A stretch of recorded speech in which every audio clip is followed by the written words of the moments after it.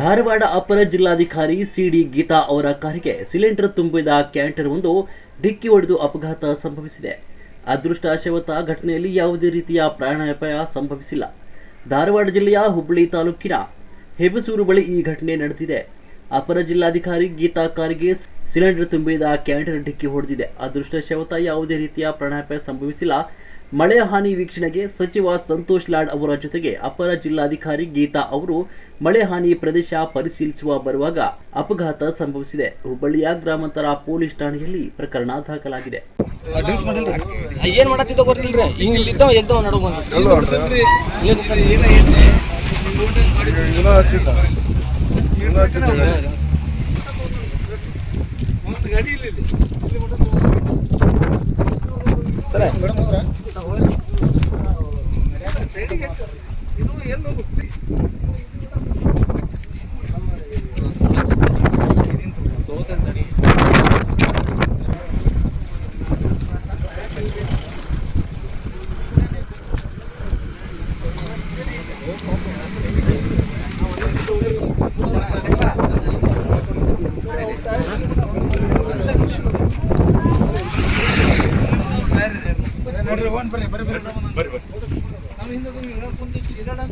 Thanks ಅಪ್ಪ. ಏನಂತ ತೊಂದರೆ ಮಾಡ್ಕೊಂಡಿಲ್ಲಲ್ಲ ರವಿ?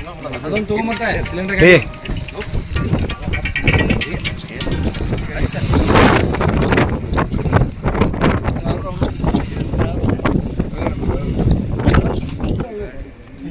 ಈಗ ಜಸ್ಟ್ ಈಗ ಒಂದು ಅರ್ಧ ತಾಸು ಯಾವ್ರ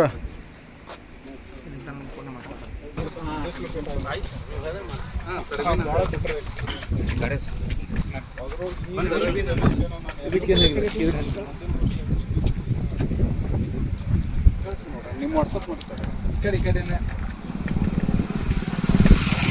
ಏನಿಲ್ಲ